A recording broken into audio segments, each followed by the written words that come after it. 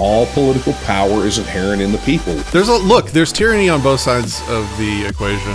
That smallest level is the person, the individual. We're not saying that the Texas government is some special form of politics where the politicians are actually decent, competent individuals. We're just saying, hey, let's get rid of that group, and then we can focus on the ones that are closer to home that we know where they live. No one's suggesting that we ask permission. I mean, let's get this out of the way. This is not a mother may I proposition.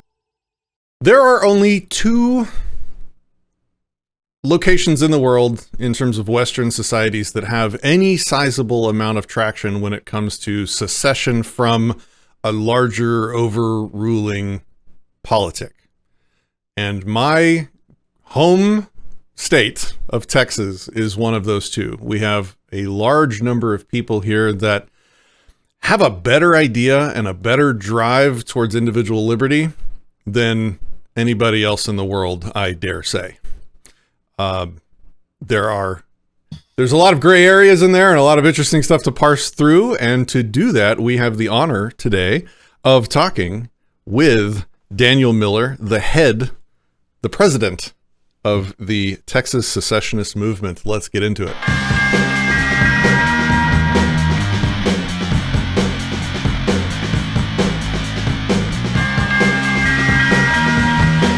From Dallas, Texas, this is Anarchast.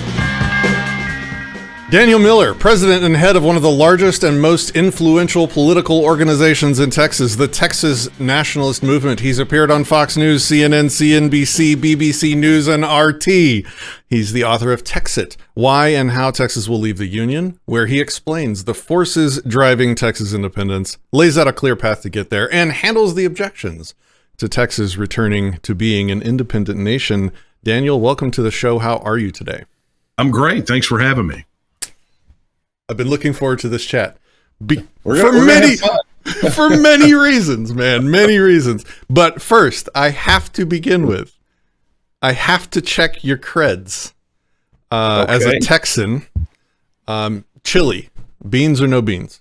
No beans. No beans. No beans. No beans. Hey, and look, if you want the truth of the matter, this is how many holes I got punched in my Texan card. Back in the 70s, early 70s, before I was born, my parents owned a chili bar in downtown Longview, Texas, and we still in our house cook that recipe that they served up in that chili bar today. And I'm going to tell you what, no beans, none. Okay, I'm jealous. I kind of want to try this chili now. I've spent a lot of time in Longview, born and raised Texan.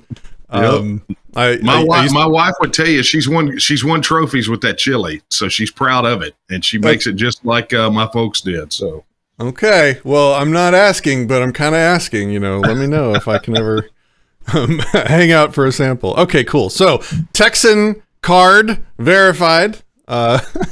This is going to be an interesting talk. So this audience, the audience on Anarchast, is primarily anarcho-capitalist libertarians, people that are as maximally freedom and liberty oriented at the individual level as you can get in terms of political orientations. And that's why this concept of secession is really important for us to talk about and think about and consider as a part of the process of getting closer and closer to individual liberty, which is, in my opinion, the only liberty is individual liberty. So I would like to just dive in and start at the beginning. Tell me how you got involved with this secession movement, where it began, how it began, and then maybe let's just kind of talk through the story so that we can kind of get to know it. Sure. I'll give you the high points. I won't bore you with all the details, although, to me, it's still a pretty fascinating case study. But, you get back to sort of the early to mid 1990s, and I was engaged in activism. But, a lot of the focus for that was really aimed at the federal system, right? And so, whether it was, gun laws, whatever it was, the trampling of our rights. Okay. A lot of the focus was like a lot of people when they first get started, they know that the federal system consumes all the air. I mean, it sucks all the oxygen out of the room. Nowadays, we'd say it consumes the entirety of the 24-hour news cycle. And a lot of really some of the most heinous encroachments on our personal freedoms and liberties come from the federal government. So you go sort of to where that focus is, whatever's causing you the absolute most pain. And one of the things that you come to realize, particularly if you get started in it young and you work at it at any time with a federal focus, is just the intractability of the federal government. It's just not fixable. You may gain what you think is a victory, and it's not really one. You have to kind of squint your eyes really hard to make it look like one.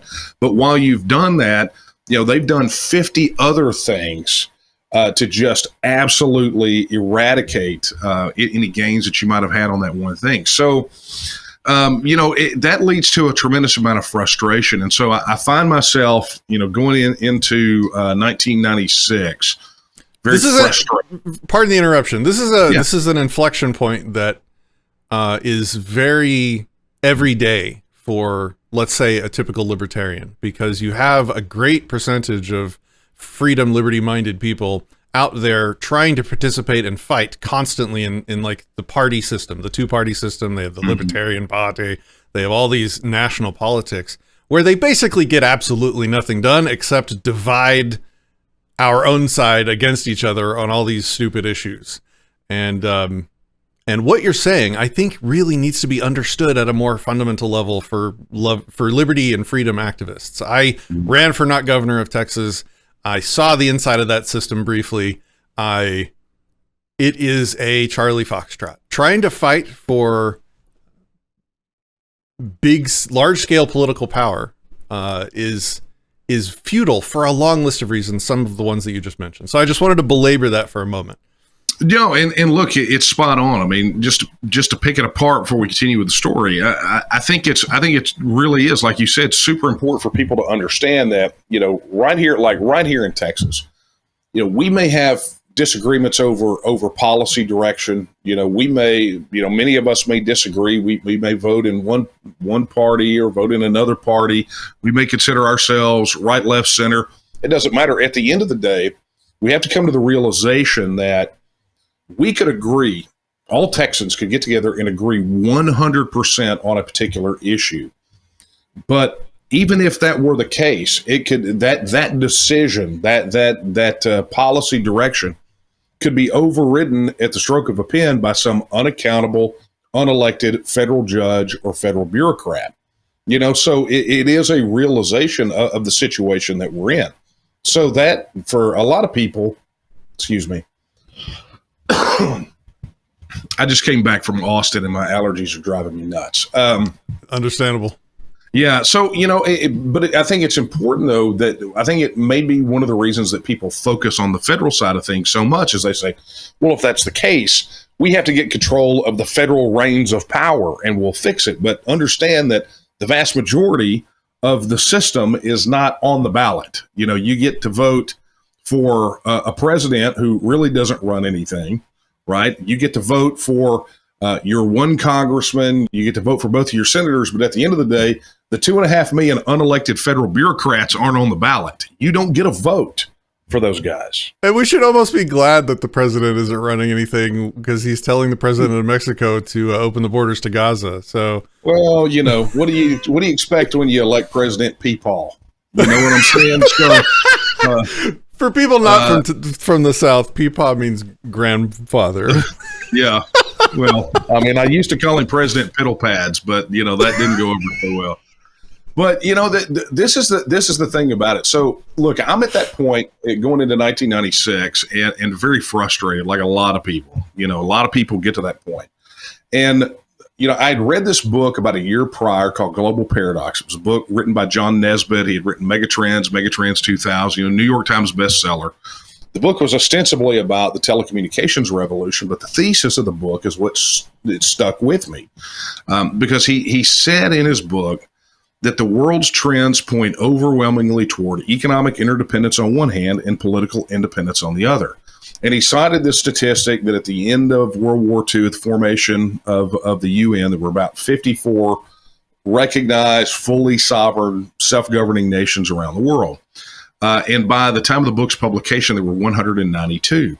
And so you look at things through that lens, and you realize, okay, look, if I'm here focused on the federal system and can understand how so much of even the tyranny that we experience at a very local level has its origination point in Washington, D.C., or our relationship with the federal government, or the attitudes that pervade all the way down from Washington, D.C., then why can't Texas be a self-governing independent nation? So August 24th, 1996, I made a decision to work to see Texas become an independent nation, to do everything in my power until we either gained our independence or until the gravedigger pats me in the face with a shovel, whichever comes first. And that led to a lot of study and a lot of work, a lot of fruitless hours. But that really took us into 2002, 2003, where about a half dozen of us got together and said, look, there's got to be a better way to do this. So we embarked on what became about a 2-year study of independence movements around the world, both historical and contemporary. We looked at those who won, those who lost, those who were in process. We took all the lessons from them, from academics, from everything related to this idea of self-determination. We overlaid it with the reality of politics in the United States, particularly in Texas, voting patterns, the Texas election code. I mean, everything you could possibly imagine. And that culminated in November of 2005 with the launch of the Texas Nationalist movement. And we've been growing and fighting and working ever since. What was the number one lesson that you took away from your research of all these different liberty movements? I mean, there were a couple. It's hard to single them out, but some of them, like I'll give you one good example, and you will find it reflected in the actual mission statement of the organization, which has been the same since we started. And it's that when you are seeking independence, particularly in the realm like we're doing, we're taking by every definition, a state, a nation state. When you're trying to gain independence, you have to focus not just on the political independence. That's the sexy topic. That's the thing that everyone wants to talk about. But really and truly, to gain independence, you have got to focus on the political, the cultural, and the economic independence. We refer to it as a holistic view of independence. Those movements that were able to, whether consciously or subconsciously, embrace that reality, had a much smoother path and almost guaranteed victory on their independence. As opposed to what? Like, give me an example of somebody not doing that and how it went wrong. Scotland. Scotland is definitely the absolute most recent example. And I'll give you a good sort of the drill down on that. The Scottish independence issue was probably almost a foregone conclusion in the minds of people. But, they started behind the 8 ball in polling. They were polling even less than us right now before they called for their referendum. And so people thought, we're going to have this referendum and it's going to, we're going to fight it out. And at the end of it, they'll eke out, I think some of the projections said, 51, 52%. And so what happened was they leaned in on the cultural aspect of independence, right? That was the thing. I mean, there's a whole study of thought on the effect that the movie Braveheart had on pushing Scotland toward independence. There was this cultural underpinning, right? So they had the cultural aspect of it right. Economically speaking, part of the challenge that they had was they had gone out and effectively said one of the main reasons that we want to become independent is we want to pursue tighter integration with the European Union, and particularly in the form of economic integration with the adoption of the euro. They wanted to go to the euro for their currency, thereby getting rid of their economic independence that they would have gained. And then finally, from the political independence aspect of it, they were incapable because of mismanagement by the Scottish National Party. They were incapable of actually untying the independence issue from the political party manifesto of the Scottish National Party, and as such, they wound up tanking that referendum. I see. And so the tie to Texas is, I mean, everyone that grew up here is almost indoctrinated with a level of Texan pride. Right. Over and above, like I know so many people that would say I'm not a U.S. citizen, I'm a Texan, and the U.S. thing is like a barnacle that just annoys me mainly, which is interesting. If you think about it, Texas is well positioned. I could go on with that previous example and talk about former Soviet satellites that withdrew, or states that withdrew from the Soviet Union, but primarily Eastern Bloc countries that gained their independence and then began to lean on NATO and the United States for its security concerns. Some of the Eastern European countries that tied into the Eurozone that now are being held hostage by EU regulations. That failure to really consciously tuck into the idea that economic independence, as well as cultural independence, are co-equal with political independence. Because if you get one and you lose the others, then you won't have the first one for very much longer. You become a hostage. So, but here in Texas, it's been interesting because of this slow progression. There is this undercurrent culturally. There have been legislative and policy moves as we have begun to engage in this fight. Legislative and policy moves that have moved Texas toward a more economic, independent situation, more closely in line with the trajectory toward independence. And it's gone hand in hand with the work that we've done to secure our political independence. So it really, I think, show the outcomes as it is right now show that Texas is on a trajectory to gain its independence. For us, it's really just a matter of time. I tend to agree. And it's very interesting because a lot of what liberty lovers have been advocating for, especially activists, have been trying to wake people up to just think for a moment about the just authority or claimed just authority of the people that rule them, and to maybe not see them as such a concrete given. And I see secession as the first major sort of crack in that federalistic bell. Maybe that's a bad analogy, but it's the first time I'm seeing people wake up and sort of think for themselves in terms of who do I want ruling me, and then of course as a anarcho-capitalist myself, I'll then take that further and say, why does anybody need to rule you? But I see secession as the first big step in that direction, and from a pragmatic standpoint, even as a very principled person that I am with libertarian values, I see no issue with cutting off this massive overlord structure that controls so much stuff in my life and makes so many things harder. Yes, I have complaints about the Texas government too. I can tell you stories about the Texas state troopers, and we're going to get into maybe some of the problems that might arise with Texas being free of some of the controls of the feds, maybe later in the discussion. But the complaints I have about the Texas government over my life compared to the feds, it's not even in the same category. If we can get rid of the feds, wow, what a huge win for liberty! What a huge step forward along the path towards individual liberty.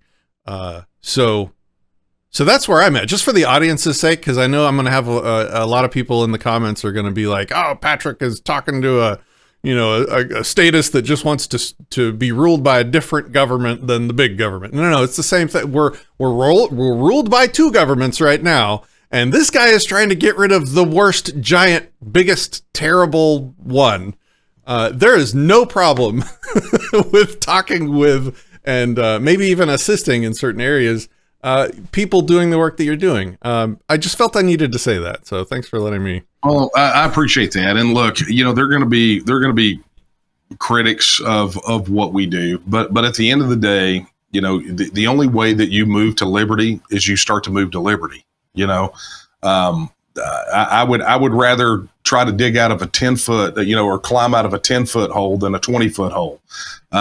There's just, you could analogize the thing to death, but at the end of the day, whether people are, critical of what we do, I hope everyone's as critical of our relationship with the federal government as they are of our job to get us free of it. But that being said, I'm not deaf to those concerns. I understand where people are coming from. They want it and they want it now. But the history of the world has taught us that when you were seeking to become independent and return liberty to the people, to regain those rights and to experience those freedoms, those things never come in instant spurts. They just don't happen overnight. I go back to, I think it was Jefferson that said it. I've seen it attributed to Lafayette as well, but we can't be expected to be transported from tyranny to liberty on a feather bed. It takes a lot of work and it takes time. And the work is changing people's minds. Yeah. The work is waking people up to self-responsibility and self-governance, and if you were just to flip a switch and remove everything and all government services immediately today, it would probably end up worse than the current situation. People would immediately demand new government be put in place. They would, and it would probably be structured less intelligently. Anyway, we're digressing, but. Well, you say it's a digress, and I know we've got a limited amount of time, but I think it's, look, I not to belabor this, but I think it's an important point to make. You go look at Article 1, Section 2 of the Texas Constitution. All political powers inherent in the people, all free governments are founded on their authority and instituted for their benefit. And it goes on to say the people have at all times the inalienable right to alter, reform, or abolish their government in such manner as they may think expedient. The key part there is this idea or this right of self-government. That's an inalienable right. We have the inalienable right to choose how we are governed.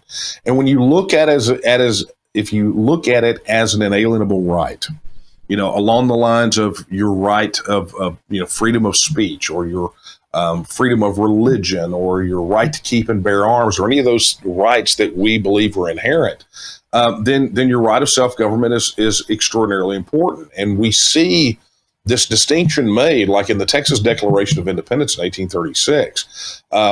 There was a very specific line in there that I had a problem with for many, many years. That I couldn't come to grips with. And what it talked about was, in the context, it talked about how in this struggle where, there was this usurpation of the Constitution of 1824 by the Centralists led by Santa Anna. Basically, the Mexican government was overthrown and overtaken by a combination of the military and the clergy. Okay. And so as the Texans pitched for their rights, they went and pled for their rights to self-government, for all these different things, for the restoration of the Constitution of 1824. Many other states of Mexico were also in this uproar, along with Texas. And one of the chief complaints was from the Texans at the time that more people in more of the states did not speak up and rise up against the centralist government. And in the Texas Declaration of Independence, you will see this phrase, and it says, we have therefore come to the melancholy conclusion that the Mexican people are incapable of self-government and unfit to be free. And I found that line, I had a lot of problem with that line for many years until I realized that self-government involves self. And if you don't take on that responsibility and you abrogate that to some body, some unelected body, some elected body, whatever it is, at the moment that you just kind of give it away, then that's essentially what they were saying. They said, look, you capitulated to a tyrant. And once you capitulated to a tyrant, you basically acquiesce to their authority. So I think it's an important conversation to have. Again, people may criticize what we're trying to do, but at least we're working to move us in the right direction. Okay, so back to the story. What over the years, how has it gone, and where are we at? What have you accomplished? Yeah. So when we kicked off, we actually were polling in single digits. The support for this in 2005 was, I like to say that we've always been more popular than the U.S. Congress. But that's not a high watermark because their popularity is somewhere right above or below leprosy on any given day. So, not a good benchmark, but at least a point of pride, right? Yeah. So, what we did was we employed the lessons that we learned. We got out and engaged in retail politics, man. We started going and talking to voters, finding out that the sentiment that we were seeing on the ground was not being accurately reflected in that polling. And so that takes us to from 2005 to 2009. That was kind of our capacity building phase. 2009 saw us our first engagement with the Texas legislature to work on getting Texans a referendum on this issue. You saw some polling from 2009, 2010 to show that Texas support for Texit at the time was right about 30 some odd %, which was pretty encouraging for us. It was a Research 2000 poll. That is a insanely large number. Like 30% to begin with is crazy. That's awesome. Yeah, and it's only climbed steadily since then. You get to 2014, there was this Reuters Ipsos poll right around the time of the Scottish independence referendum, actually, where they polled this issue across several states, and that was the first time we had seen a majority of Republicans support it. We were at 54% Republican, 48% independent, and 35% Democrat. Okay, so that was a pretty stunning number. But we knew at that point that this had traction, this had legs. So you saw all kinds of interesting things. We got legislation through, like, if the Texas Gold Depository Act, which was really the first step in creating a sound money that could work as basically a step away from a currency, right? That thing languished in two sessions before we got on board with that thing, and once we got on board with it, it got through. So, we like to credit our actions to getting that through. But we participate in a lot of things, some decriminalization of knives. I mean, there was just a lot in that sphere of political, cultural, and economic independence. But then, you get into really two sessions back. We got the Texas Independence Referendum Act filed. State Representative Kyle Biederman filed the bill that would give Texans a vote on this issue. It was our draft legislation. And then subsequent to that, you saw two planks added to, you saw even before then, you saw a plank added to the Libertarian Party of Texas platform calling for a vote on this issue. You've seen two planks added to the Republican Party of Texas platform calling for a vote on Texit. Our polling numbers are through the roof. 2022 in the summer, Survey USA released the results of a survey they did that included Texas. They did New Hampshire. They did I think they did California. They did about 8 states. But they surveyed here in Texas, and what they found was that if it were to go on the ballot tomorrow, it's 60% of voters overall, 66% of likely voters, 76% of Republicans, 54% of Democrats, 52% of independents. And that's just one of among many polls. Those were the most favorable numbers, but they're the ones that we hold really, really, I think, above all the rest of the polling. Number one, because of their methodology. And number two, because Survey USA, out of all of these political polling companies, has been consistently the most accurate with their outcomes. And that's not from our ratings. That's from actual 538's metrics that they use to rank polling company accuracy. So, you've got some competing polling that's out right now. But even with that competing polling that's still showing us at, say 30 some odd %, the one thing about it is, even if you take those polls, even with their faulty methodology at face value, according to the world's foremost expert on independence referendums, who's consulted on about 16 or 17 different independence campaigns, our polling is stronger. We're outperforming where Scottish independence was, where Brexit was, and where the Catalans were at the same stage of the independence life cycle. So, I think it's pretty clear by every metric that we're well on our way toward independence. Wow. Listen, I almost can just straight up say that I do not vote. Because I think most votes are just horrible travesties of justice that try and control other people's lives. I would only ever vote for something that only moved us closer to liberty. And by the end of this conversation, I would like to have a personal determination, and I will say it on video whether or not I will vote for this. Right now, I'm not seeing too many problems. I'm not seeing too many reasons to not actually vote for the first time in years. If we could jettison the federal tyranny that we live under. This is crazy. I'm a little excited, man. Well, look, and just so you understand, you're not an outlier, right? I mean, I think we all know that voter turnout's pretty pathetic in Texas. And it's kind of like what the guy said. If God had meant us to vote, He would have given us candidates, right? But that's the thing about independence referendums, right? If you go and you look at independence referendums held worldwide over the last 100 years, what you find is that regardless of what happened before, average voter turnout for independence referendums is 85%. And the reason being is, for most people who vote in those independence referendums, it's the first time they ever feel like they have a fundamental say in how they are being governed. And so it has a tendency to bring all the boys to the yard. Yeah, because you could see it as a vote not to be ruled by Texas, just to be ruled by one less ruler. And I don't see a conflict there. So anyway, let me not get too excited too early on in the podcast, okay? Yeah, I still have plenty of opportunities to tank it. There's a lot more time on it. I've still got to challenge you, okay? Let's see. So you've just had some pretty big accomplishments. What are those? Like, where are we today?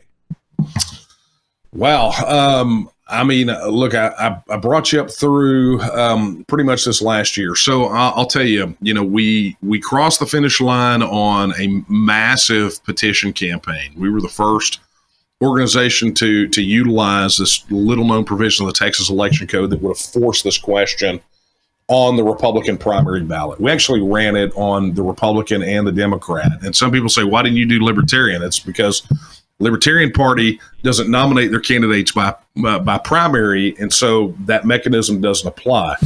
We'd have gladly done it there, but I think the Libertarian Party is pretty well spoken that they believe we should be able to vote on this issue. So, we crossed the threshold. We were obviously, what made massive news is the denial, the rejection of the petition by the chairman of the Republican Party of Texas, which pretty much just yet again proves that.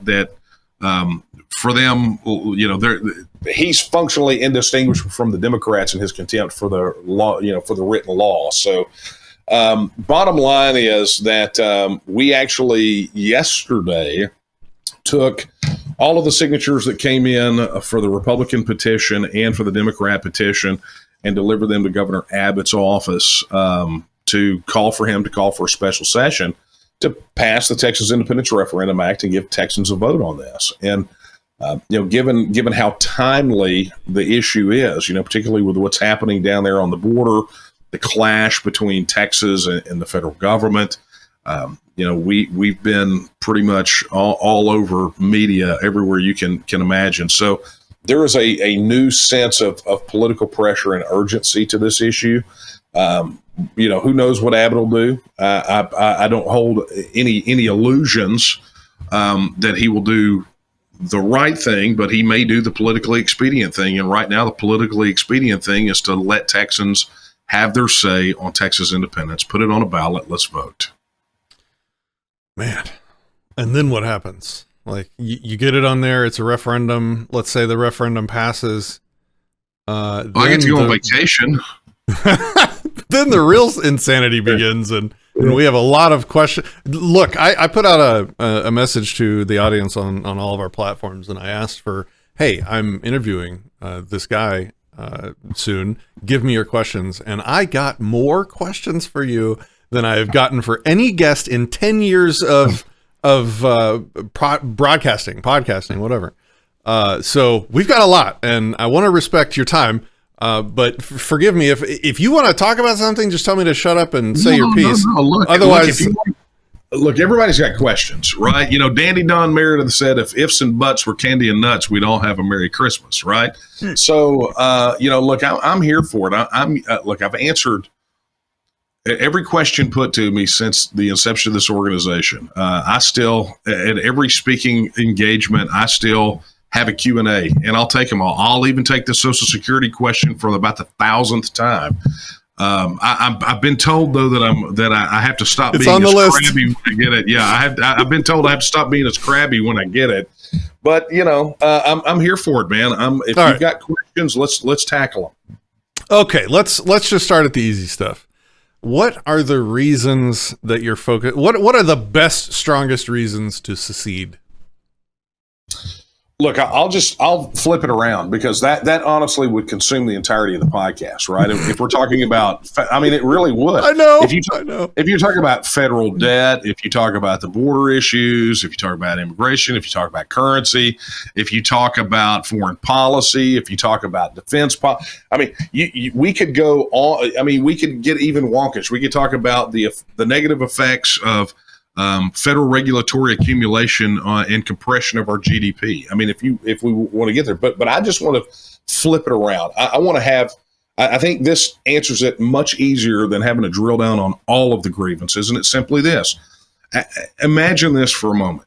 Imagine that right now Texas was already a self-governing independent nation, right? Like 200 other countries around the world.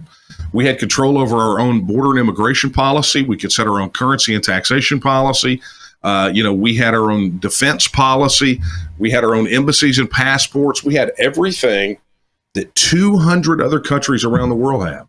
And instead of talking about Texit, we were talking about whether or not we should give up that control and join the union. Knowing everything you know about the federal government right now, would you vote to join? No.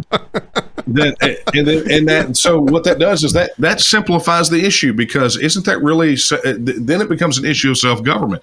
If you wouldn't vote to join, then why in the world would you ever tolerate staying one day longer than you had to?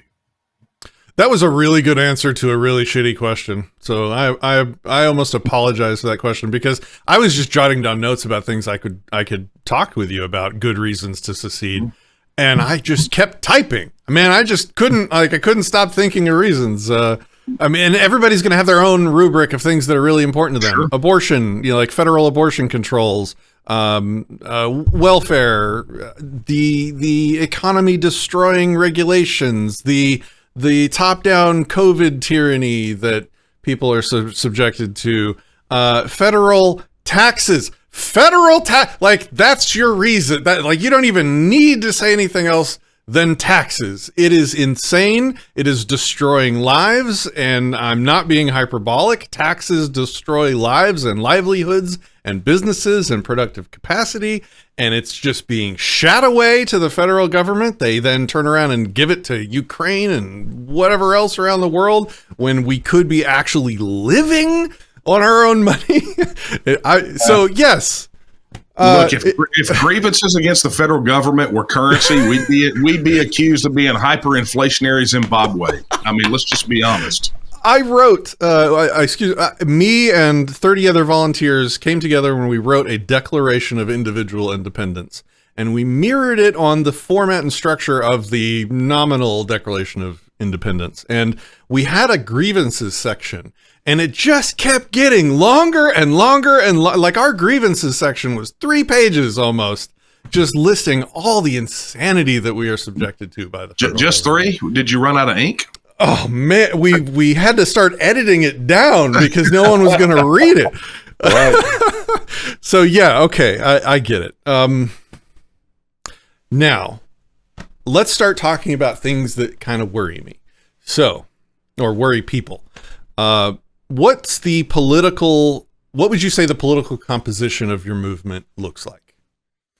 Well, the beautiful part about it is I don't have to guess. We know. And so, what we find here, demographically speaking, is that the organization itself is more reflective of Texas as a whole than either major political party. which, they skew a lot of different ways. But I'll tell you this, though. And this was one observation made by that independence referendum expert when we called him to do a consult, and he came in and he analyzed us. The one recipe for success for independence movements is they must by nature be transpartisan, right? They've got to sit above the sort of partisan divide. And here, particularly in Texas, I think it makes a lot more sense for it to be that way, because let's be honest, the words that we use to identify political ideology are absolutely meaningless. They have zero meaning whatsoever. Whether it's conservative, liberal, red, blue, we all have different definitions of what those things are. And there is no consistent definition, so there can be no consistent measure. So for us, we understand that independence must sit above the normal partisan divides, because at the moment that it sinks down specifically to be about a list of partisan grievances, then you lose. That was going back to the discussion we had about the Scottish National Party beforehand. I touched on it briefly, but that was their cardinal sin. All of those other things could be sort of, they might have been able to overcome them, but their cardinal sin was this. When pushed to provide answers to a lot of very small questions about post-independence policy, the Scottish government at the time, which was dominated by the Scottish National Party, published this Scottish independence white paper where they attempted to answer every question you possibly could about what Scotland would look like after independence. The problem is that all of those answers were things that were straight out of the Scottish National Party manifesto. And so consequently, they made the referendum about them and their policies, and not about the opportunities that come for greater civic engagement post-independence to shape what that government looks like. And so that's why you see that, I think within a point or two, the independence side of the referendum, the percentage matched the amount of votes that the Scottish National Party got in the previous general election. They made the mistake of making it about them. They took away the chief benefit for independence, which is what we talked about a moment ago. So many people feel disenfranchised. Why do they turn out in the numbers that they do? Because they want not just to be able to vote on this issue, but they want to be able to act it out. They want to be able to shape a government that looks like them, that they want to be able to have a seat at the table, which is something they don't have now. So, talking about the political composition of the movement, we're more reflective of Texas as a whole, but that's just by nature of the type of discussion that we're having about self-government and independence. I can tell you've been interviewed once or twice already on this stuff. You are. These are good answers. Yeah, I can see exactly why you wouldn't want to pigeonhole yourself, because then you'd immediately just partisanize the entire process. And you're right, it shouldn't be a partisan thing. It should be an individual choice or an individual preference. Yeah. Well, that's why you see. Go ahead. I was just going to say, you call it the Texas Nationalist movement. Now, there is a political faction on the rise in the world that call themselves Christian Nationalists in the United States, and so there is people are getting their heckles up around this nationalist word, because it implies a right-leaning ideology to most people. What do you say to that? What are your thoughts? How do you protect your movement from being associated with the nationalists? Look, the opposition is going to say anything. I mean, we could call it the Texas polka dot policy party, right? And if we're advocating for independence, they would come up with something related to that. But look, here's the reality of it. We were very careful and had a lot of debates over the name of the organization when we founded it. And, we understood there are some two components to it that I think are important. Number one is, if you take the word nationalist, it has been really and truly a word that has been misused and abused for a century, right? And that's just simply by virtue of world history. What happened during the Second World War, But beyond that, you have to look that the rest of the world doesn't necessarily have a particular problem with that word, particularly if you look at the definition of the word, right? They want to try to take it as this right-wing ideology, and that's particularly and generally pushed by people who are, by definition, globalists, right? Nationalism is the direct counterpoint to globalism, period. I mean, that's just the way that it is in the world right now. And so you take the textbook definition, say, what is it? Well, it's nationalism, people that want independence for their nation. I mean, that's literally one of the dictionary definitions of it. But the use of the term really, as I said, presupposes two things. Number one, that Texas is a nation. And by definition, Texas is a nation, particularly when you look at the term nation versus state versus country. A nation is a people. A state is that geopolitical entity, and a country is the land, right? The territory. So you go back to Article 1, Section 2 of the Texas Constitution, all political power is inherent in the people. So at its foundation, it has to be a people movement. We have to acknowledge that Texas is, in fact, a nation. There is a national character to Texas. So, why is it not Texas national movement? Well, because it's not just about shifting the focus to a nation state. It's also about empowering the people. All political power is inherent in the people. We have to be able to get those rights and that self-government down to the smallest level that we possibly can. And that smallest level is the person, the individual, hence the people. So when people talk about this idea that nationalist is somehow this, derogatory term, they tell me what they're really telling me is A, they don't understand it, or B, they're globalists. I would just adjust what you said to say that the individual is the antithesis of the globalist, because and you would agree that with the founding fathers that the just powers of the governed flows from the consent of the governed. Consent is an individual concept. You can't collectivize consent. And we don't have to talk about democracy being the mechanism of doing that, but yeah, if you focus on the individual, and I pulled up your website and I was happy to see on our principles section, individualism is one of the principles that you list. The basic building block of Texas is the individual. And I'm glad to hear you consistently bring up that concept, because that's what it's all about. If we don't respect individual consent and individual property, then we're just another tyrant. So that's good. Who is your largest opposition? Well, if you had asked me that in the early days, I would have said the largest case of self-doubt in human history. That would have been the thing. I would have said the biggest opposition to the liberation of the Texas people are the Texans, because it really has been, that was the uphill climb in the early days. The biggest question that we got wasn't Social Security. It wasn't any of those other things. It's, can we really do it? It was this idea of self-doubt about whether there was a mechanism or a path forward, or, whether we were, I guess you could say, well positioned to make it a success. That has evaporated, and rightly so. There is a point in these movements when they kind of they top that hill and they get to this one point where suddenly it's not about eliminating self-doubt in the populace. You've done that. It's suddenly about, this is a real political threat to the political establishment. And it is indeed the political establishment that is the greatest opposition of what we're doing. You can listen to some of these distant voices on the internet that want to scream, what about my Social Security? You're going to let grandma die in a ditch. I mean, they say all those things, but that represents a very tiny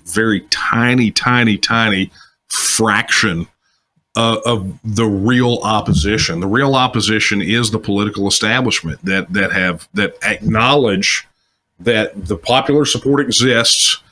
They acknowledge that if it goes on a ballot, it wins, and it doesn't win by a little, it wins by a lot. and they do whatever they can to stop it from coming to fruition.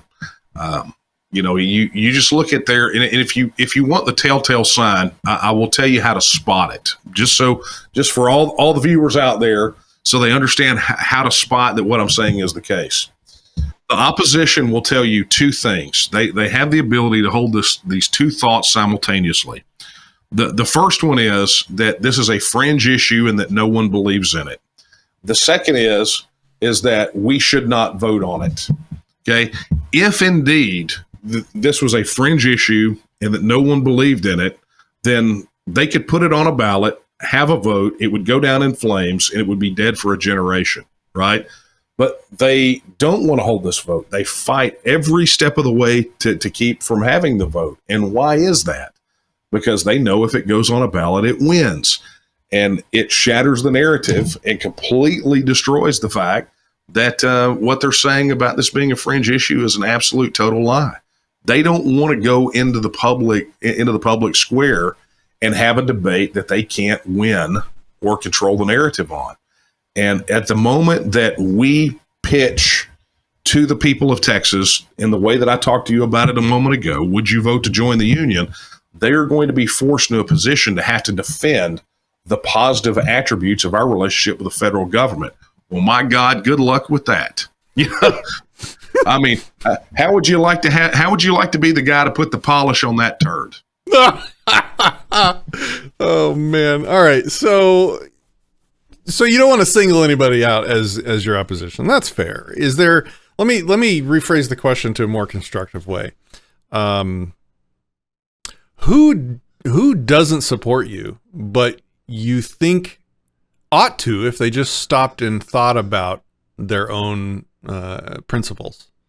Like, are there any holdouts out there that you're just like, why aren't they on board with this? Like, it's obvious. I mean, any frustrating people out there that just you can't figure out? You don't know why they don't get it?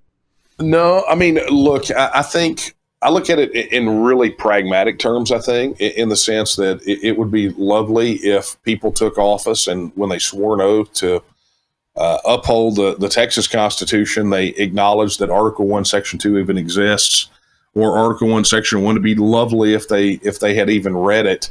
I mean, and look, you laugh, but there's a story. Politicians don't read.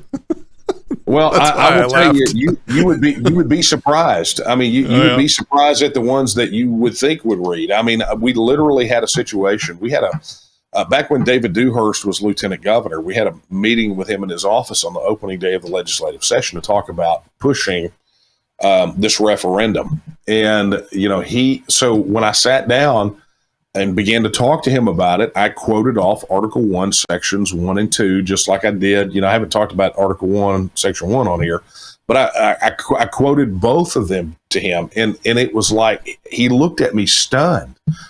And so he stood up while I was still talking, and he goes behind his desk, and he pulls out a copy of the Texas Constitution. He sits down, he opens it up, and then he says, "Hey, can you say that again?" And then he begins to follow along with his finger, like follow the bouncing ball. He's fact checking me, but here's the thing about it. He had no idea that those words were in there, and he had literally just come off the floor of the Senate administering the oath of office to the new senators. So, this is part of the challenge. So if you want to know some of the people that I really wish they would, if these guys would honor their oaths, then we had already had a vote on this. But I'll tell you, I'm less concerned about them. I have to be concerned with them because of the mechanics of what it takes for us to get the vote, right? But really and truly, I am more concerned with where the people of Texas are at on this. I ride those poll numbers like crazy. Our organization is so really fixated on voter engagement and talking to Texas voters about this issue and answering their questions that, I have to worry about the electeds for practical reasons. But really and truly, our real focus is where the people are. That's the only thing I really care about. And that's why we're fighting to give them this vote, because that's the ones that I care about hearing from. There's so many lessons about like, this is the problem with this type of governance, and you're seeing it, you're experiencing it in real time. But those arguments aren't valid in this context that we're talking about, because we're not talking about fixing every government on the planet. We're talking about getting rid of one of the ones. We're not saying that the Texas government is some special form of politics where the politicians are actually decent, competent individuals. We're just saying, hey, let's get rid of that group, and then we can focus on the ones that are closer to home, that we know where they live. Hey, and that's probably what. Hey, and that's part of the reason they're so resistant. I mean, look, if you think about how, I mentioned earlier how the federal government kind of they suck out the oxygen out of the room, right? If you were to go down the street and survey 100 people randomly and say, name the Speaker of the House, don't give any qualifiers, just name the Speaker of the House. Odds are 99 out of the 100, if you could find somebody to answer the question accurately, would probably answer with the federal speaker, right? Not the Texas speaker. Oh, yeah. Because so much attention is focused on Washington, D.C., the folks here in the State House can skate by right under the radar. So much of what happens at the state and local level gets unscrutinized here because all of the attention is drawn to Washington, D.C. You take Washington, D.C. out of the equation, and now the focus is, now these guys can't hide in the 24-hour news cycle. Now they are the focus. You just gave me a little mind blow moment there. I can name Wheels, the governor of Texas. I can't, and I can name all sorts of federal politicians. I can't name a single other, not even one, and I'm trying. I can name a couple sheriffs in Texas because they've been problems, but aside from that, that's crazy. Imagine if I got all that brain space back that I spend on a daily basis hearing about, worrying about, arguing about what all these idiots in Washington are doing. I get all that brain bandwidth back, and now people can focus it on the smaller number of less powerful local politicians. Man, you're convincing me. That's fun. All right. Okay. Fears of losing the counterbalance. Okay. So Texas is a right-leaning state-ish. It has several counterbalances. It has a long list of regulations and controls from the federal government, which is a left-leaning institution, ish. And without those controls, what are your thoughts on Texas very quickly skewing to the right? And I don't think I've hit any questions that you haven't been asked before, and that sucks because I always try and come up with new stuff for guests that they haven't been asked before. But I'm sure you've been asked this one. A lot of people's fears, my own included, is that we just the wheel becomes unbalanced because it's used to leaning against this federal force pushing left. And so it's constantly pushing right, and then suddenly that stilt disappears, and now it just becomes like a right-wing lunatic hellhole, religious fascist state. What are your thoughts on that? 2 points that, frankly, we've already touched on, so it may sound repetitive, but number one is, you can't. I don't think that there's a definition out there that we could all agree on to say right-leaning, left-leaning. Sure. I don't know that we've got definitions for those things. But the second one is this: I don't think that the people of Texas have spoken yet.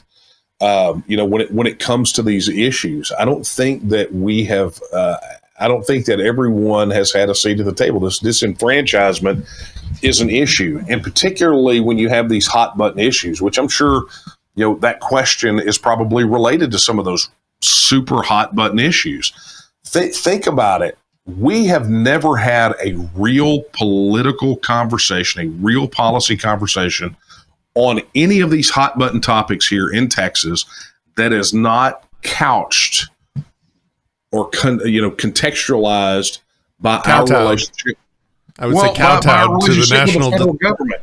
Yeah, to the national discussion. Yeah. Look, they're the 800-pound gorilla in the room. And so, you will see it all the time. I think it was 3 sessions back. You had 41% of the bills that were introduced in the Texas legislature reference the federal government, a federal agency, a federal law, a federal regulation, those guys have an outsized influence on how we make policy decisions here. And so, to your point, I think even in the setup for the question, I think it was acknowledged that way, is that you've got a left-leaning government in D.C., and you've got the government here counterbalances that. Well, what happens when you sever that?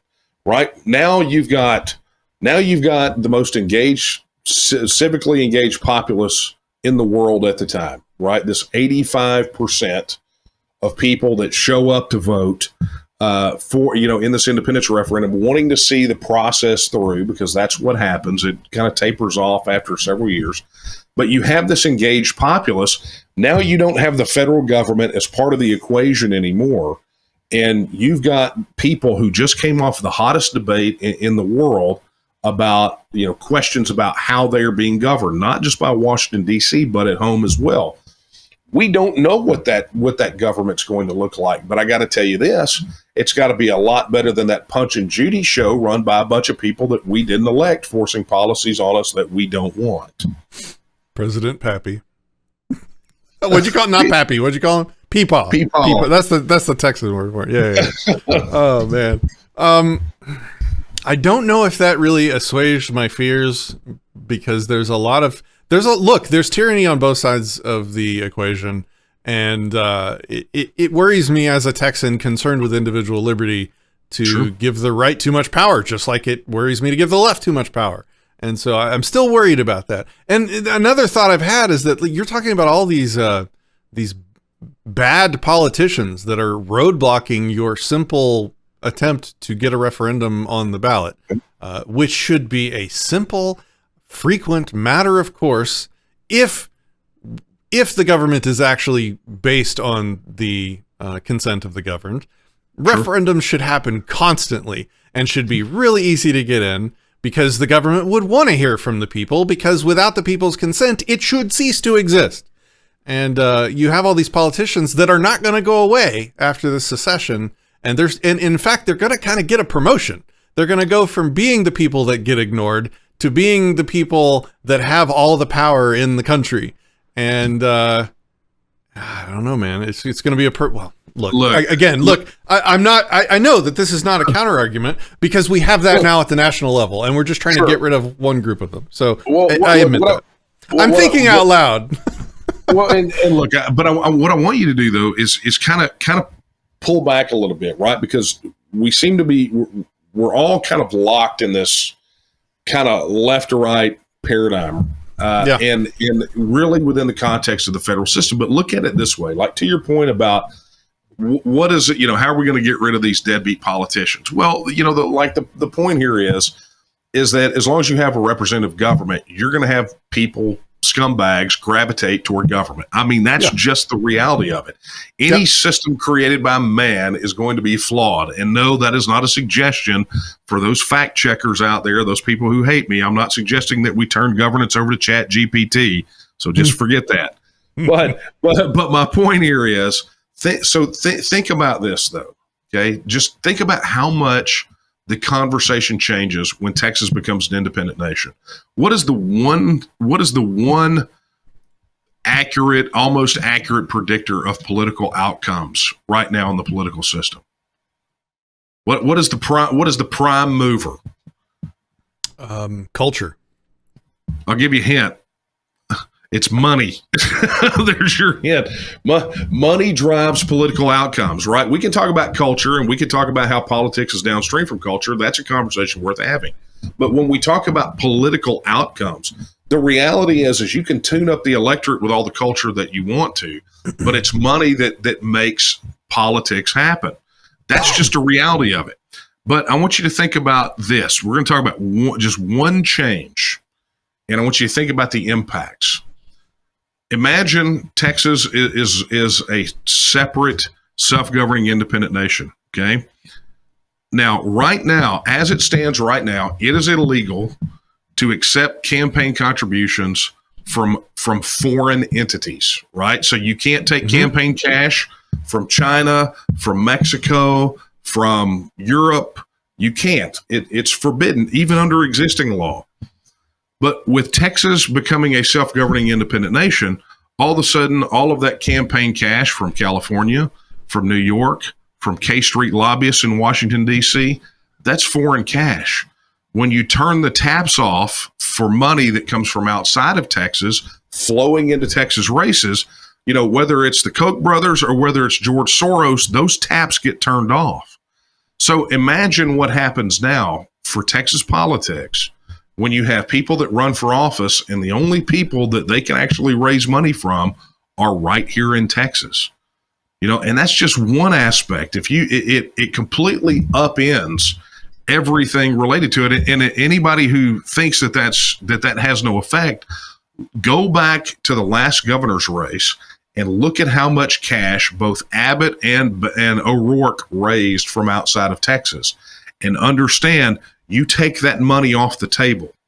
And now what does that do for challengers, and how does that upset that entire system?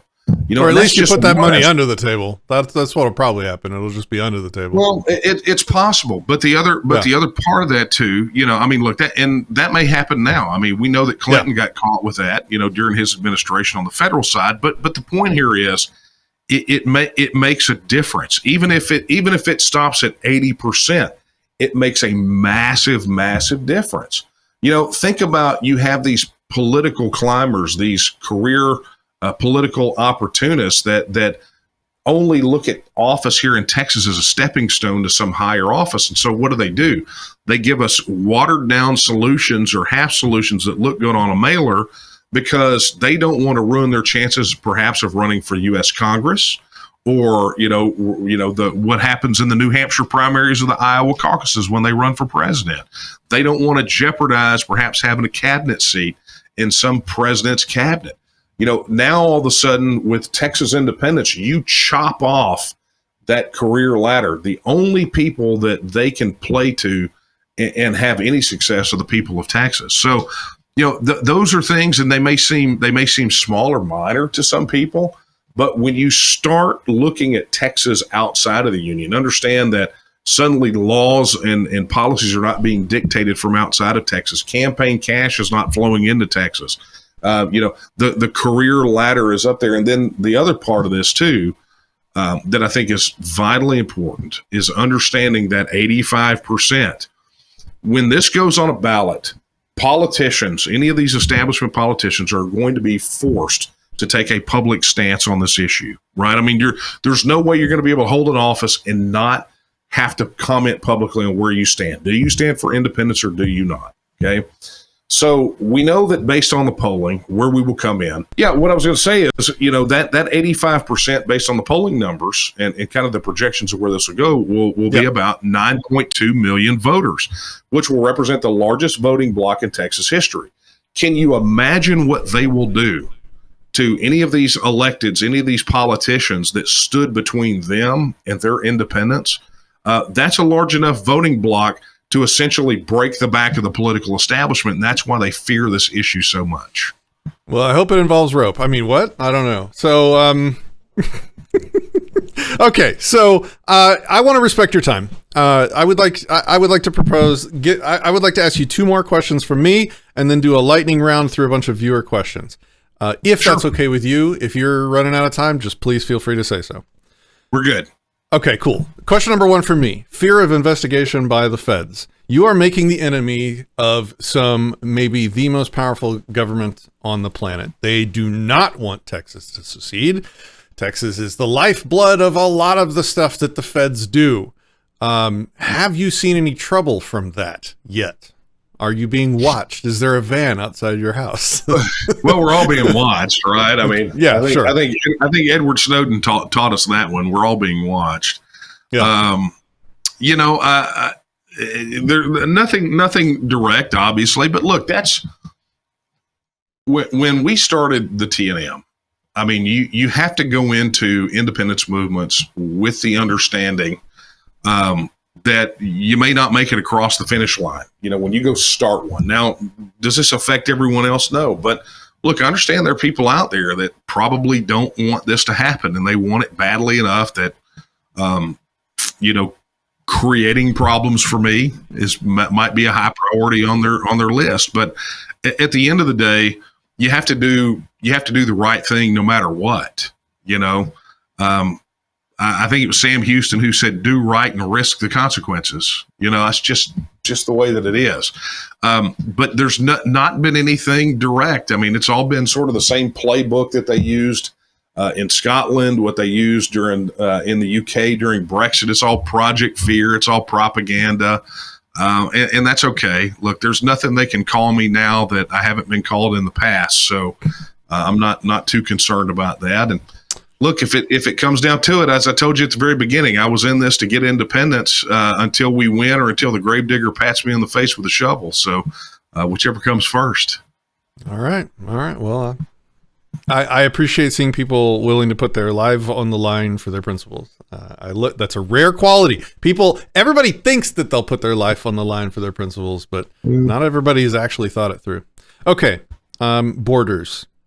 I feel like the border issue has taken over the discussion around Texit because it is the hot button issue in the country right now, as far as I can tell. Right. It has boosted it's boosted the movement's exposure worldwide. Is there a feeling that it's sort of taking over your movement and making it all about the borders? Because to me, the Texas secession is more about much more positive things than what I consider. I consider the border issue to be wholly negative, and I think most libertarians do as well. And so I don't like seeing the focus being all about borders. And the whole point of Texas is going to secede. We're going to throw off nappy Biden, and we're going to lock down our borders, and that's the goal. And we will know we've succeeded when the borders are locked down. It's like, those are my thoughts. What do you think? Yeah, more to your point about whether it's taken over. I mean, look, I think it's impossible to have the conversation without at least acknowledging the fact that for well over 10 years now, polling has showed that the number one issue for Texas voters, the number one concern for Texas voters is the border and immigration, right? You combine those numbers, it has by far been the number one concern. And what it really boils down to is this issue about the border right now is less about final border policy and really and truly what the impact has had of federal mismanagement of the border. When you take the border issue and the federal mismanagement of it, and you take the immigration issue and the federal mismanagement of it, and you combine them together, you have a crisis across every measure. Whether it's a constitutional crisis like they're talking about now, a national security crisis, a public safety crisis, a public health crisis, a humanitarian crisis. At least I think we are all at the point where we can agree that there is a crisis. And while we may disagree on what some of the causes of that are and what some of the fixes are, I think we can at least agree that the federal government's role in this has been one of intentional mismanagement. Okay. So that being said, you have to, you look at it from that viewpoint, and you understand that people that are motivated to support Texit are looking at this border issue as a symptom of the much larger break between Texas and the federal government, or really all the states and the federal government, if you want to get down to brass tacks. I think that the media narrative is trying to paint it as such, right, that this is really tied to the border, and I think some of the mainstream guys are getting away with it. But that being said, I think, like you've seen some discussion in Newsweek. I mean, we made the cover, which was nice. But you're starting to see some of these other larger mainstream media outlets, and oddly enough, a lot of them being driven by reporters that are out of Europe who got to see a lot of this discussion happen around Brexit and so many of these other things over the last decades.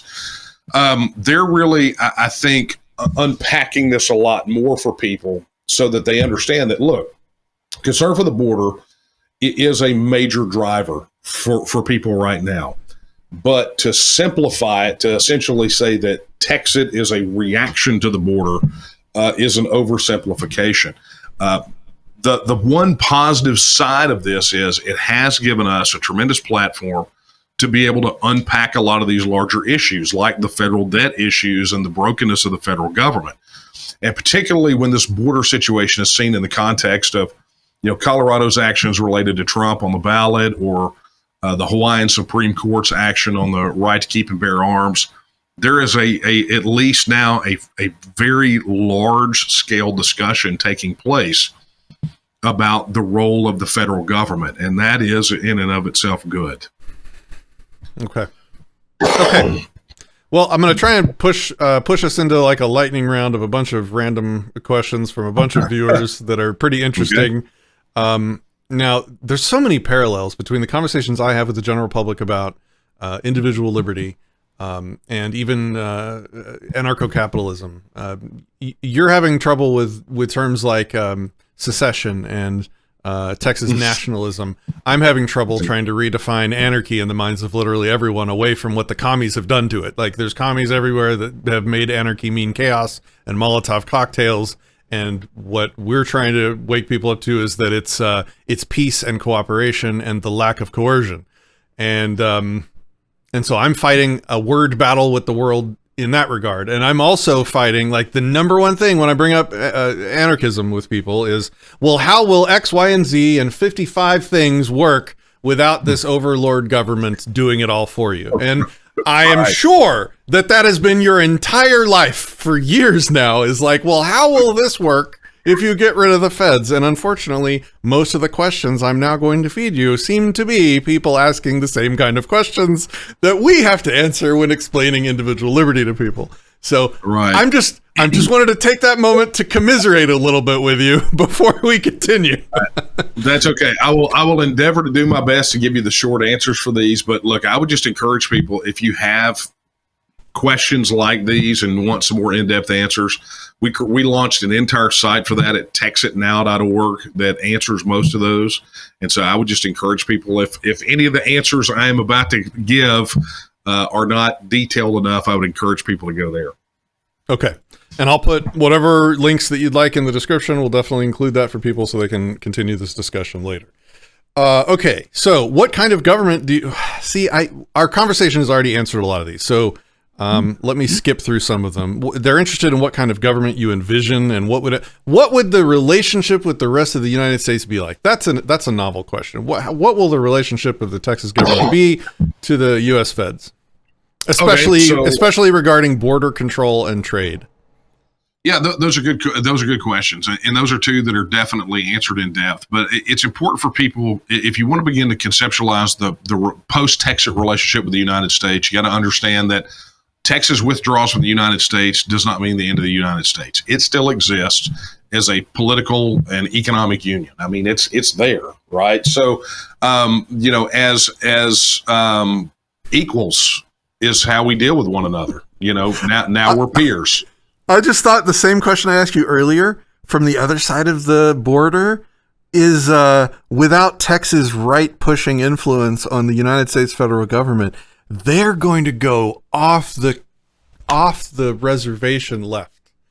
Well, they will be kicking their heels. That there will be 38 less electoral votes that'll probably be red. I mean, that's how they'll view it. But at the end of the day, every state has the right to have the same conversation and make the same decision that we make. And so, I think that Texas that leaves 49 other states, but those other states can have that same conversation. But if people want to understand how trade and travel and what that relationship looks like, look at the way it works right now with 200 other self-governing independent nations around the world. What do?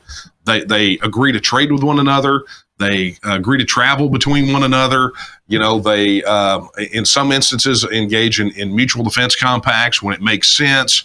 They have these relationships without having to surrender their sovereignty to an entity full of people that they didn't elect, right? And surrendering their sovereignty. And so business is done like that around the world every single solitary day without people having to surrender their sovereignty.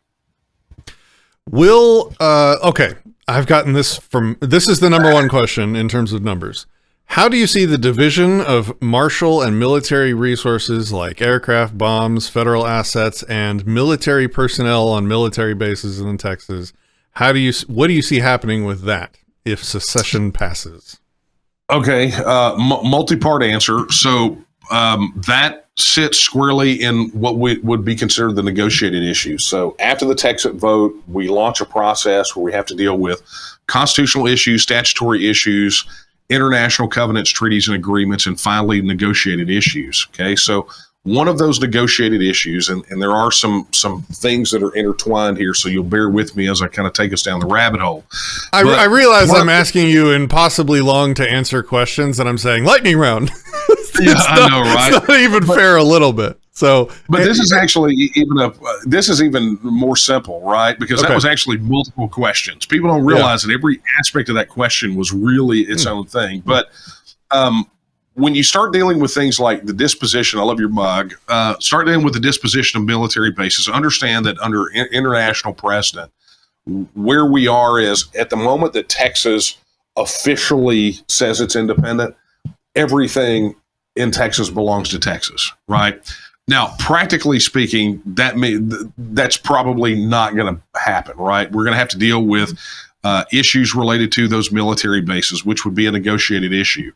When you have soldiers, Texans that are in the military that still have contracts to fulfill, the United States doesn't want to blow a big hole in their troops. And frankly, I don't think, Texas is going to want that either. There has to be, you have people that signed contracts, and if we believe that your word is your bond, you got to fulfill them. So you will probably see a drawdown of those troops, but we also have the Texas Military Department here. So there is a definite path here to where you could say transfer of contracts, limited mutual defense compact, a transition out of ownership of those military bases from being U.S. run to being TMD run. And then you get into this division of assets, and that really becomes tied to the discussion about the federal debt. As it stands, there is no obligation for Texas to pay any percentage of that federal debt. However, any percentage that we agree to take on means that we acquire that same percentage of assets. And so that means if it's military hardware, if it's bases, so you will see all of those questions that you just talked about, all of those issues probably tied into the negotiations over the federal debt. But frankly, we're under no obligation. We can text it and send the bill to Janet Yellen and be perfectly within our rights to do so. Okay. Will Texas businesses and workers stop having to pay federal income tax? Yes.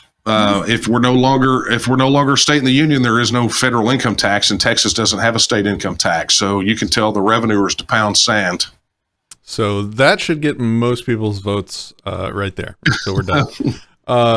We had, so complicated question. Maybe you kind of already answered it. Texas budget and economy is interwoven with the federal government's. In 2022, the state budget alone was 23% federal cash, not including any federal programs or staff or military spending in the state. It wouldn't be impossible to pull the plug, but it would be a huge economic shock to leave the union. How can Texas afford to secede given those entanglements, and what is the plan, if any, to reduce that exposure, whether or not the state actually leaves the union? Good question from Karaka. Yeah, it's a great question, and one that we've explored quite a bit because there's a lot of misinformation that exists about this. So the thing to understand about federal revenue that comes back into Texas, it first comes out of the pockets of Texas taxpayers, right? There are only two sources of revenue, federal revenue. It's taxpayers, right? Somebody pays the federal government or they borrow in our name, okay? So when you run the numbers, here's what you find. You find that when Texas, you look at all the money that Texans pay into the federal system, every single solitary dime of it, and then you pull out the money that's paid for federal pension benefit payments, right? That pay ahead, like Social Security and things of that nature. And then you look at all the money that comes back into Texas from every source. And that could be, whether it's direct grants or the 40-60 matching for the programs or payroll on military bases or federal offices, whatever that is. And what you find is when you take federal pension benefits out of that, which you have to for calculation purposes, because federal pension benefits are not they're not residency dependent, right? So that's why you have people that can move overseas and still draw federal pension benefits like Social Security. That's the way that it works. It's an earned benefit. No matter where you live, you get it. Okay. So you take those numbers and here's what you find. You take all the tax revenue that Texas sends to the federal government and pays to the state government. Then you take all the money that is spent by the state government and by the federal government in Texas. And here's what you find. You find that Texans have a surplus anywhere from $103 to $160 billion annually. That represents a number that we are overpaying into the federal system. Okay. So by virtue of our relationship with the federal government, we're overpaying to the tune of, like I said, $103 to $160 billion annually. So what you see then is at the moment that Texas becomes a self-governing independent nation, all of that money stays here. It no longer goes to Washington, D.C. And because it stays here, and because we no longer have to worry about what the feds choose to fund and what they don't fund, or the ridiculous administrative overhead that they create with their bureaucracies, we can be a lot more efficient with our money. We can make a lot of, we can choose to do whatever we want to. And I think in our case, it's going to be to reduce the tax burden for most Texans. But that being said, the reality, the takeaway from what I just described is simply this. We could replicate every federal agency, every federal office, every federal job, everything that the feds do here in Texas right now. We could replicate it all one-to-one, take the federal government out of the equation, and still have over a $100 billion annual surplus. That right there is pretty doggone amazing. And I will tell you the opposition's argument that, what are you going to do without federal money? It's like this. It's like if you went to the doctor drew every drop of blood out of your body, spilled 40% of it on the floor, put the rest of it back into your veins and said, there, you wouldn't be alive without me. So is the net positive or negative, money going out versus in? We are overpaying $103 to $160 billion annually. So that's why when people say, well, what are you going to do? What if they decide that they don't want to pay those federal pension benefits? If they make the choice to let grandma die in a ditch. Well, here's the good news for us. Out of that $103 to $160 billion annual overpayment that will no longer be going to that giant black hole in Washington, D.C., we could carve out the $72 billion annually and cover all those chips on the table and do something crazy like, eliminate property tax and still not even bat an eye. Oh, my God. That would be brilliant. Okay, so I like talking about eliminating taxes. Okay, so a few left, and I've deleted a lot because we've already covered them. Mark asks a question about the feds using violence to prevent this secession if it comes to it. Other people are saying, if political options are exhausted, do you support violent resistance if it comes to it to secede? Or are you suggesting that the only just way to secede is by asking permission? Well, no one's suggesting that we ask permission. I mean, let's get this out of the way. This is not a mother may I proposition, but for Texas to withdraw from the Union, we ultimately will need a referendum to do so. And that goes into a lot of the questions about establishing legitimacy, dealing with a lot of the practical issues post-Texit really require that to be the leverage point for us. Okay, so anybody who thinks this is a mother may I has read too much Texas versus White and thinks we're going to ask Congress for permission. Stop it. You're just embarrassing yourself. But anyway, to your other point though, right? This idea of the federal government using force. It's why the process is so important, right? And so just play out the scenario because people have spun out all this apocalypse porn, doomsday scenarios. I want you to think about the scenario. If you take the processes we've laid out, which is we get legislation passed that enables a vote on this issue. We have a very open and public debate about this issue. Trust me, all the world's eyes will be on this issue. The people of Texas go to the polls. We vote on the issue. We say we want to be independent. The next day, literally nothing is different other than we begin the process of enacting the will of the people of Texas, right? So that means enacting constitutional amendments here in Texas to align our constitution more with that of a self-governing independent nation. Then we deal with the statutory issues that flow from that. We begin the process of working on signing on the international covenants, treaties, and agreements, and we go to the negotiating table with the federal government. At what stage of that process does the federal government initiate force? And at what point? And at that point, does it effectively delegitimize the federal government, thereby forcing other states to shortcut the process that we just went through and outright declare independence? Absolutely. The most surefire way to avoid violence is the process as we have laid out, because at the end of the day, our pain would be temporary if they decided to use military force at any point in that process. But for them, it would be terminal. There would be no union on the other side of it. Yeah. Interesting. Okay. 3 left. The Social Security federal government welfare question. People are saying, quote, "You'll never win support because people are addicted to federal government welfare and Social Security." What do you say to that?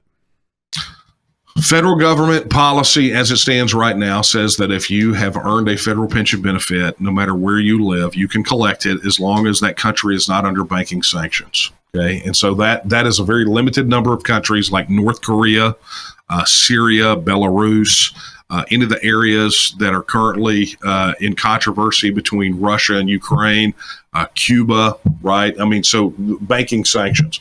It basically is a function of whether or not they can transfer the money to you. But think about how many thousands of expats that receive federal pension benefits still collect those federal pension benefits.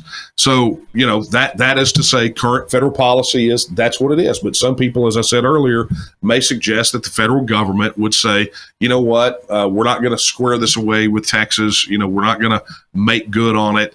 And that in and of itself would be a provocation. That might prompt other states to examine it, because Texas would be an extreme outlier case in that regard. And the federal government would ultimately be making the immoral decision to let grandma die in a ditch and welch on their agreement that they made.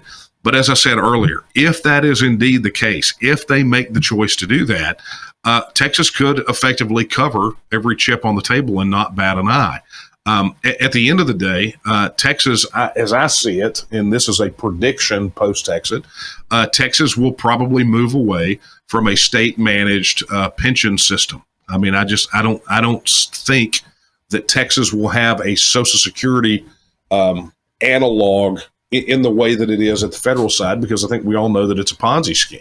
Mm-hmm. But what I tell people when they bring up this objection, particularly pensioners, is as it stands right now, the status quo doesn't guarantee you're going to get Social Security checks next week. I mean, even the institution themselves, the federal government, are projecting that the Social Security system will be bankrupt by the year 2030. And every time they do an assessment, they slide that date closer and closer. Well, that tells you that the federal government has stolen that money from people in the guise of the largest Ponzi scheme socialist program known to man. So, I'm looking at it from a practical perspective about practically what that looks like. But I think Texans will have an opportunity to do much better with our economy, and particularly winding down perhaps programs like that, or doing something radically different than what the federal government's doing once we get our independence. But right now, it's not an option. Yeah. Okay. Last question. Okay. Texas is a state with a strong independent streak. This is from Kumo. As someone from Wisconsin, we're less inclined to secede. It feels that secession is only for some states. What's your answer for those states? Would you supporting other states in secession? And so I guess part 2, our second question is a consistency check, it seems like. If a county in Texas wanted to secede from Texas, would you support that referendum? Okay, so let's take the first part, and then we'll get to the second part. The first part, yes, we work with other independence movements right now. I think that some of the states, and I've got a friend who lives up in Green Bay. I think some states think that they are not suited to it, frankly, because they haven't had the conversation yet. I can go right now and tell people, look, Texas is the 8th largest economy in the world, but I don't think a lot of other states think of themselves in those terms. I did a radio interview with a program in Georgia, and I can't remember. I looked up what their economic rating was in the world, and they were absolutely floored. And it's like, you guys realize that you're ahead of like 160 other countries in the world from your GDP. And I mean, they were stunned because they haven't thought of it in those ways. Those people, a lot of them haven't compared themselves to other countries. I know a good friend of mine who's passed, Dr. Thomas Naylor. He actually founded an independence movement in Vermont called the Second Vermont Republic. And one of the comparisons that he used to make all the time was he would take and say, okay, look, if you took some of those New England states like Vermont, New Hampshire, Maine, and some of the Canadian Maritimes, you would have an economic bloc roughly the size of Denmark, and so he would make those comparisons all the time. And so it doesn't become a question of self-sustainability.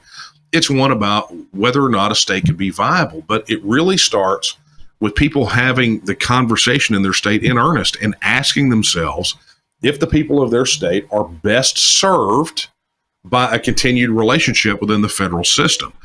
When you start asking those questions and you start looking at across all measures, look, are we being positively or negatively impacted by federal tax policy? Are we getting hammered economically by federal regulatory accumulation?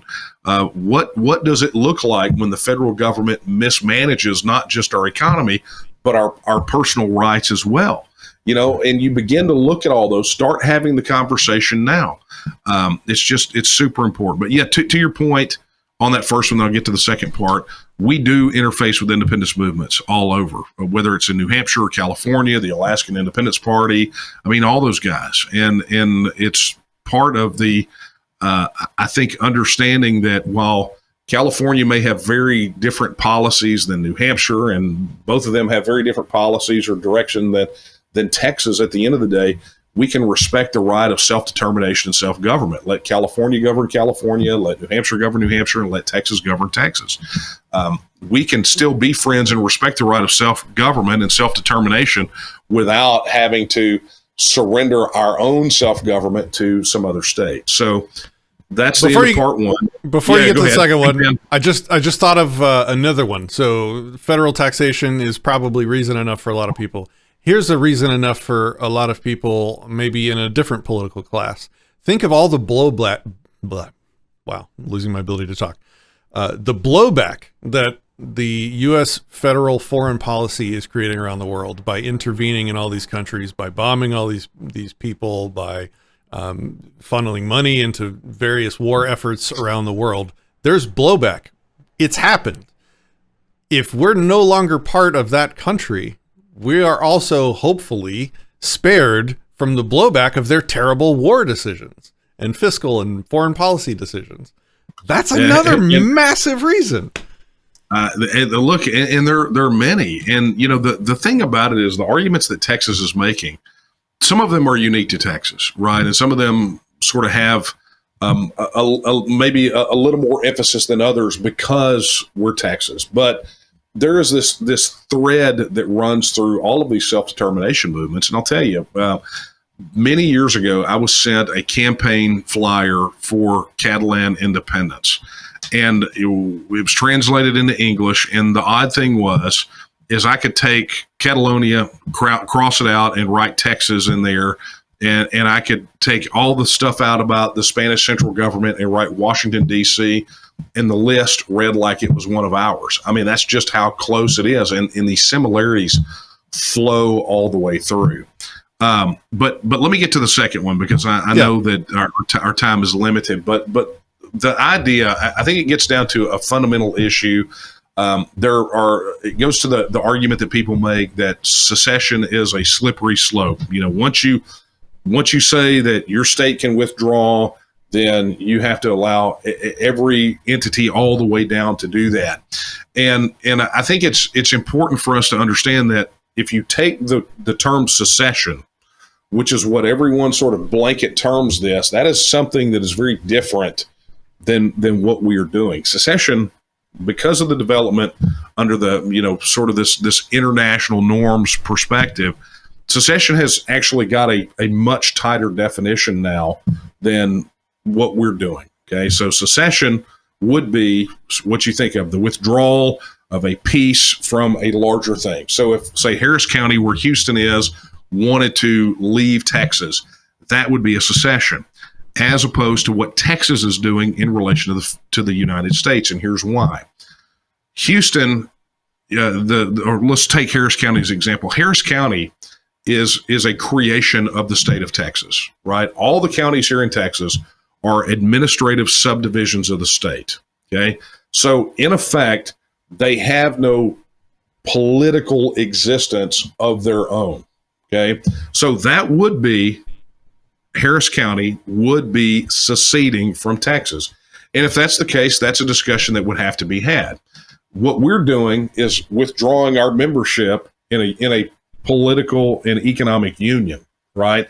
Ours is more like what you saw with Brexit than it was probably with Catalonia. Even though Catalonia has its own quasi-political existence, it exists as a political entity, but it's still treated as an administrative division of the Spanish central government, of the Spanish state. So you get into a lot of different nuance about what the specific situations are. To me, the question personally, I guess, was, would I support other people breaking off? And it's like, it really gets down to primary right or remedial right of secession. I don't foresee that, ultimately, I guess if that's the way that people went, then that's, how do you handle that? But I don't foresee Texas wanting to split itself up. I mean, we've had the opportunity since our annexation, since we entered the Union, to split into a total of 5 states, and we've resisted every attempt. So I don't really foresee that taking place. I know that we're out of time, so I don't want to turn this into a debate. I wish we'd have brought it up earlier, because I think we might actually have an interesting discussion here. If the just powers of the government derive from the consent of the individual that is being governed, then it would seem the same justification you're using for breaking Texas away based on that consent would work for the county, the town, the individual, up and down. And I think they were just kind of like, it was a consistency check for you, maybe personally. What are your personal thoughts on it? Yeah, and look, it really just gets down to me. You have to remember, I really don't have many personal thoughts. I'm here to make Texas independent, so I have to choke it down a lot of times, because at the end of the day, this is not about me. This is about making Texas independent. But that being said, I will say this: I think it is a very interesting discussion to have, and the reason being is, I think 2 things. Number one, we have to draw some clear distinctions between the normal understanding of what secession is, right, as it stands right now, versus what we are in fact doing, because there has been an evolution of thought and discussion about this that, frankly, people in the States are lagging behind on. I mean, you have to understand, it's been the century of self-determination everywhere in the world except here. So there has been a lot of development around what those terms mean, and they actually have very specific meanings now, as opposed to, what we do is we just kind of slap it around. If Texas wants to leave, we slap a secede sticker and we think that's it, but it's a lot more specific and nuanced than that. So that's number one, right? And it gives us an opportunity to talk about whether or not this is secession. And the other thing is, I think a healthy debate to have is whether or not there is effectively a primary right or a remedial right. And that is, oddly enough, a pretty hot debate right now among those in sort of the international community, particularly academics and scholars, but in the international law perspective as well.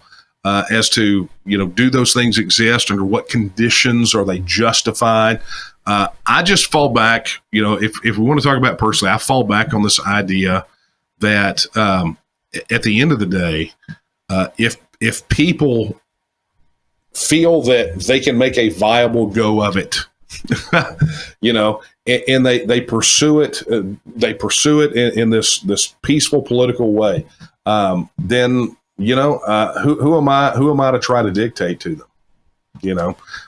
Maybe there are competing interests that may transcend those sorts of things. I don't know what they are. I would just have to look at it and see. But sure, it's worth discussing. But I don't know that we're going to be able to get into it today. Yeah, certainly. I can appreciate as well your need to not take an opinion and a position on everything for the reasons you discussed earlier. For the same reason I wish libertarians would take less positions on things not related to libertarian principle, because it muddies the water and it makes it less compatible with everyone. And liberty is certainly compatible with everyone if we can just all figure out how to respect consent and property. And so I appreciate Wouldn't that be something? Wouldn't that be something? And I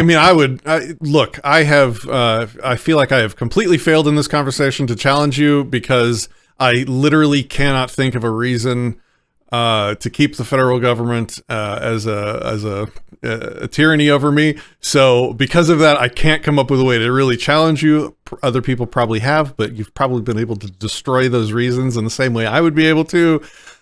So that's kind of my last word. I'm excited. I think, and because I promised I would say this, I think if you got a referendum on secession, you would have my vote. And that's the first time I've literally ever said that on any of my shows ever. So, let me just say, Texas appreciate you. I've really enjoyed this conversation. I hope we can continue it in the future. I would love to sit down off the record sometime and just chat with you more over some, let's say, beanless barbecue. And please let me know if you're ever in or around Dallas.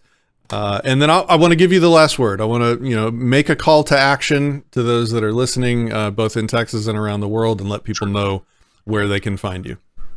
Well, look, I appreciate that, and I got to tell you, I've appreciated the conversation. It's been a good one, and look, let's be honest. When it comes to pushback on this issue, there's plenty to push back on. You can what if it to death, but fundamentally speaking, when it comes to this issue of Texas independence, it's kind of like peeling the onion, right? And if your drive and your pursuit is to get down to the smallest government possible, down to the individual level, then you have to start making progress that direction. I hate to quote Sam Houston again, but he says, "Govern wisely and as little as possible." That's the direction that we have to move in. But we can agree, I think, for the most part, all of us, that the federal government is the problem, is a problem, and probably the biggest problem that we have, that we can solve with really and truly the simplest solution, and that is with one vote. Sure, it's a lot of work afterwards, but self-government is never going to be easy. And when it's time, when a time comes like this, which frankly hasn't come for us in several generations, it is incumbent upon us to seize it, because at the end of the day, how will future generations remember us? What will they say about us in the history book? Are we going to be the ones that surrendered to this encroachment of tyranny? Are we going to be the ones that gave it all away, or are we going to be the ones that carved out our place where freedom and liberty could live? So with that, I would just say this. I would encourage everyone, look, if you were convinced today, or you're looking for a place to get stuck in, connect with us, right? Head over to our website. You'll see them in the links, tnm.me. Get connected in, because at the end of the day, it's going to take all of us to make this happen. This is a very large endeavor. But for those that are on the fence, I would just encourage you to continue to do your due diligence. You will never see me try to coerce anybody or browbeat them into supporting this. People need to come to this conclusion on their own. And for those that maybe on the fence, keep doing your due diligence, make your decision. And then for any of you out there who really hate what we're doing, want to be a part of the union, understand that we're fighting for your right too. We're fighting for your right to go to the polls and be heard on this issue. That right to, have your voice heard is just as much your right as it is our right. So that being said, let me just thank you one last time. I have enjoyed this, and we have to do this again soon. I feel like you mean it, because I certainly do. This has been one of my favorite conversations that I've had out of thousands of episodes. I like seeing practical solutions to just chopping the nuts off the feds, man. They are just anyway. Sometimes the way you untie the Gordian knot is to cut it. All right, Daniel, thank you so much. We will leave it there, folks. Thanks for watching. A couple quick clerical things for the audience. We have changed how we do supporter perks. What we're doing is we're going to start live streaming our interviews that don't go public, only for supporters. You can find out more information about that on our Discord. Links will be in the description. So supporters will get access to the interviews days or weeks before other people. So if you want to support the show, you can do that. Links also in the description, and we'll leave it there. Everybody, thanks for watching. Daniel, thanks for hanging out. Peace, love, and anarchy.